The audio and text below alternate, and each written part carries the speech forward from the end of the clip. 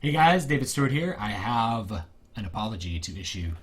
I would like to apologize to people who write, record, or otherwise create fan fiction. I'd like to apologize for calling the new Star Wars movie a $200 million fan fiction film. And that's because there's a lot of good fan fiction out there, and calling it that makes it seem like fan fiction sucks, which there's lots of good fan fiction out there. And it also seems to lump in with the people who make fan fiction, JJ, now popularly called Jar Jar Abrams, who really didn't treat the franchise with the love and respect that fan fiction makers really do. So I would like to actually apologize for that. The reason that I call it a fan fiction film is because it has a Mary Sue in it, and that's really like an archetype character from fan fiction, specifically Star Trek fan fiction, and also because it reuses all the aesthetics from the original movies. So it's almost like another movie, like a fan movie made within the original trilogy sort of aesthetic and feel. And also because I mean, not just these aesthetics, it uses lots of plot devices from the original. Not as well as the original. In fact, it doesn't do them well, but it reuses lots of stuff from the original. So that makes me think fan fiction, because fan fiction tends to write within the realms of the universe that we are familiar with, and generally tends to not make any drastic changes to the IP. And the truth was, JJ made a lot of drastic changes to the IP. So it really doesn't qualify for fan fiction in that sense. And by changes, I don't mean, pushing it forward. I mean kind of negating things that have happened in the past, like kind of destroying what has come before it. And that's something you can only do if you're sort of the person making something. Like if George Lucas had made this movie, then we'd kind of be like, George, what'd you do? But I guess it's your movie, so, but with JJ, it's kind of like, well, you didn't even create this, but you sure did destroy it. At least that's a perspective from a lot of fans of the older movies. So there is a lot of great fan fiction out there. I think something that's great about fan fiction is that those people who create fan fiction really, really love the intellectual property. They really love the universe that they are creating. And people who make Star Trek fan fiction films, they really love Star Trek. They love what Star Trek does, not just the characters of Star Trek, not just the aesthetic of Star Trek, but they really like the moral conflict that happens in Star Trek. So there's lots of good Star Trek fan fiction out there. I really don't want to like cast this shadow on fan fiction and say it's bad. Unfortunately, what I will say about fan fiction is in a tenuous place. You have these universes that have created tons of goodwill, created tons of love, and then, fans are basically providing free content into that universe. But they never really get to contribute in the way that they want to.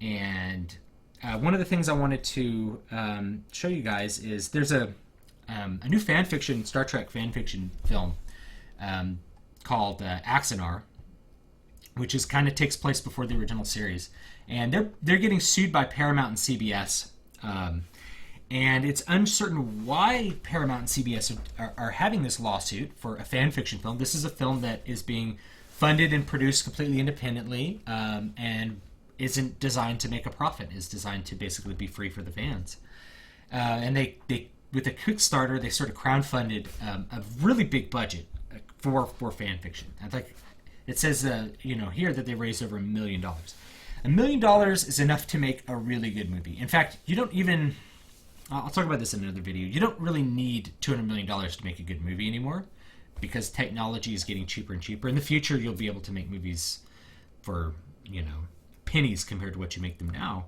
just like how you can make music for pennies compared to how you used to make it 20 years ago. I can record a whole album on what is around me right now without any problems, and it'll sound just as good as something that came out in the 90s. And I've done that. I've engineered albums, and man, Pro Tools is awesome. What could I say? But anyway, so I can't figure out why they're suing it, other than like it's made a lot of waves by raising a lot of money, and there's an understanding that if a fan fiction film comes out, that is better and more loved by the fans than your new Star Trek movie, Star Trek Beyond or whatever it is, which I saw some previews for, and I'm not hopeful that that movie will be good, despite what Simon Pegg has to say about the writing process. So, anyway, when you're making waves by making good fan fiction, that all of a sudden makes the whole studio apparatus a little bit nervous, because then you might realize that the emperor has no clothes, and that these professionals that are hired to sort of carry the franchise, that are hired based on like their experience and their film credits and all that kind of stuff, may actually not do the story, may not do the characters, may not do the universe justice. And I can't. That's just speculation. I don't have any evidence for why CBS is doing it, other than they have a right to, because a right. We talk about rights in a more universal sense in some other video, but and intellectual property. But they're suing them because they own the intellectual property, even though Gene Roddenberry created it. Gene Roddenberry's died, and now the company that he worked for owns this intellectual property, CBS and Paramount, and so they can sue them. So because they can, they are. Why would you allow some fans to make a movie that people like better than what you're doing? And I don't think that if Axanar actually gets made, that it'll be more well liked in a full market sense than the big, AAA budget studio produced movie, because that will appeal. The big movie will appeal to more people, not just fans, even if it appeals to anti-fans. But it is this weird schism where it's like, yeah, we're making movies for everybody but the fans. I mean, that's how Star Trek feels right now. And if you're a Star Trek fan, and I'm actually a bigger Star Trek fan than I am a Star Wars fan. Star Wars is like, that's like my childhood, and really Star Trek was my adolescence and adulthood. Like I kind of really grew on Star Trek as a writer and a thinker, especially when it comes to thinking about moral dilemmas. So anyway, that's just something I thought I would apologize for, as I really don't want to cast this shadow on fan fiction writers. Maybe in the future, I don't know. I have lots of ideas for how to avoid. How can we as fans, as like regular people, avoid things like Episode 7, avoid things like Star Trek Into Darkness, and these really, really bad like reboots that Jar Jar Abrams is doing? And the answer is really that you have to have people that have a strong attachment to whatever IP you're making it. And by strong attachment, I mean they have to care more about like the progress of that art than they have to care about making a buck. Like J.J. Abrams, and I will like maybe play the devil's advocate on myself here. He might really, really love Star Wars. Like he might be a much bigger Star Wars fan than me.